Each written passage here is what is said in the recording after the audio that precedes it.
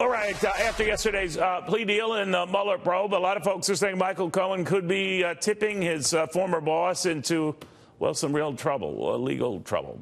That's really in the eye of the beholder. Let's get the read from Charlie Gasparino. We do know this much, Charlie. You and I have talked about it. It's all about the business deals. Right. I think it's convoluted with business and the politics because, Trump was obviously, according to Michael Cohen and even himself now, had a two tracks. He was doing two things at the same time. He was running for president, winning the nomination, and looking to cut a deal in Russia with the Russian government, with operatives in the Russian government to do that Trump Moscow hotel. Which never came to pass. Never came to pass. They got out of it. A couple interesting things. The Walmart CEO, great interview. He really cracked me up on the Bezos comments, like he took credit for giving him extra money. Where he was wrong is on Mueller leaking. Mueller does not leak.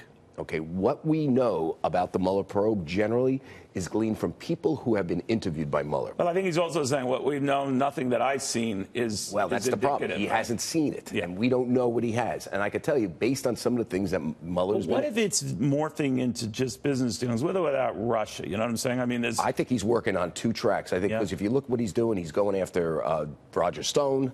WikiLeaks, the Russians give WikiLeaks the information on Podesta's emails. Roger Stone has something to do with that. At least that's what he's investigating. And he's looking at the business deals where it's all like it's one big Russian melting pot, so to speak. But the interesting thing... So the business thing got into the political stuff. Listen, they've been doing this for a long time. Right. Months ago, a guy I know, a source of mine, who was interviewed by Mueller's people, both in front of a grand jury and directly by Mueller's people. So he did two. And so they asked him a lot of questions. They asked him a lot about Russians owning apartments in the Trump Tower. They've asked him, did you hear a lot of Russians being spoken up in Trump Tower? Clearly what they think is that Trump has this longstanding business arrangement with Russia.